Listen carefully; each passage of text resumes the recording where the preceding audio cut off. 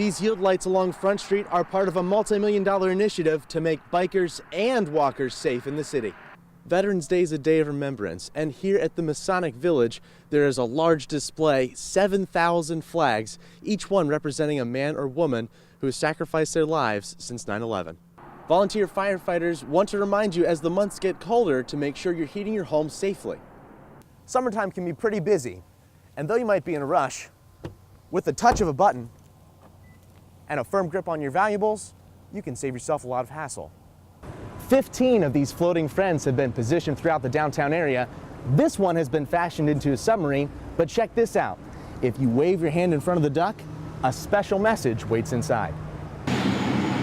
Growing up, it was really hard just being at home with a family who had to constantly take care of my little sister. Campers and counselors come together at Brass Camp with one experience in common.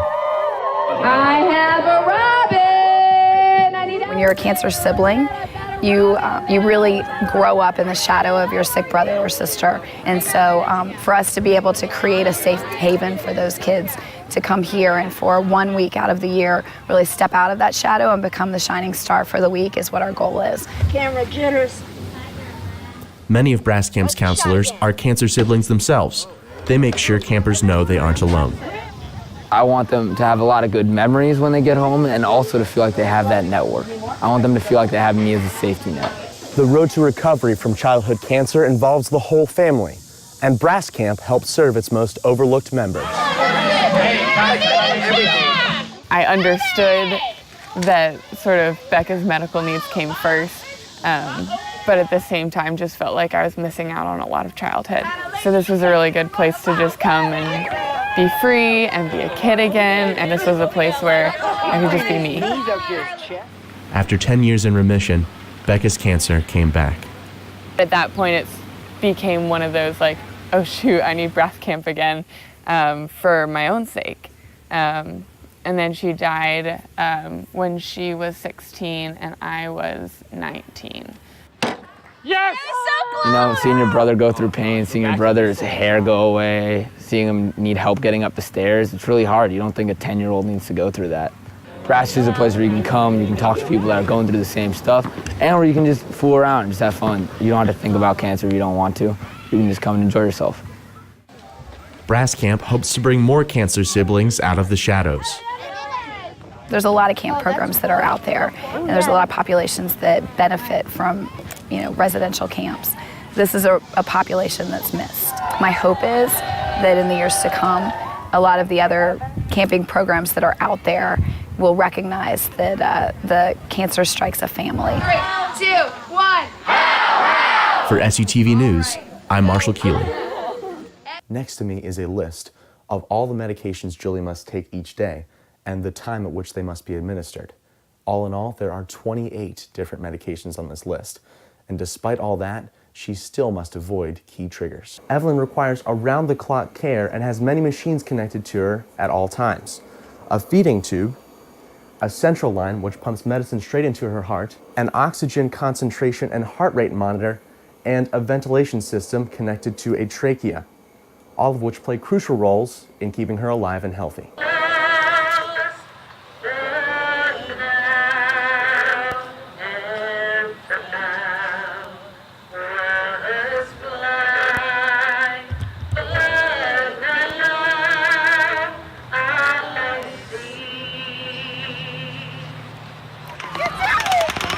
A national tragedy left our local community in mourning.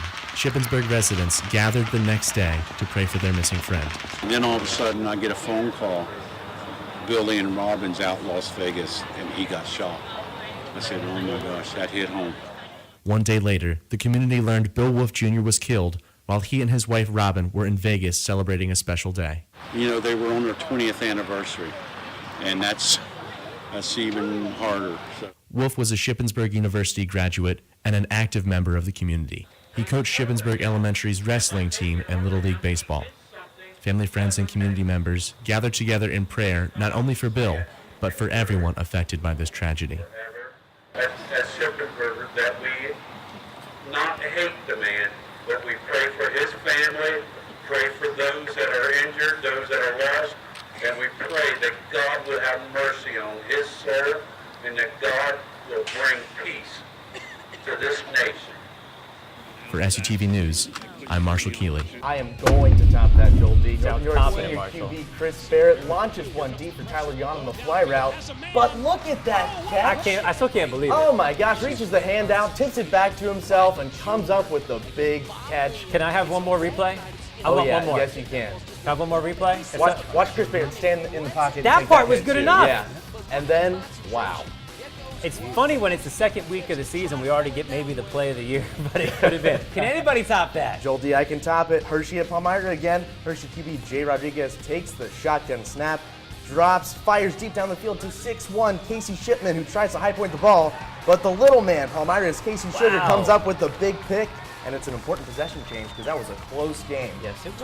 21-17 finish, Palmyra win. Mark, who can top that? I can top that. One more time from Jose Lopez. It's a low snap, but he makes the best of it, picks it up, finds the hole, and he goes untouched down the sideline. Too much for the defense. Big day for him. He had a humongous day.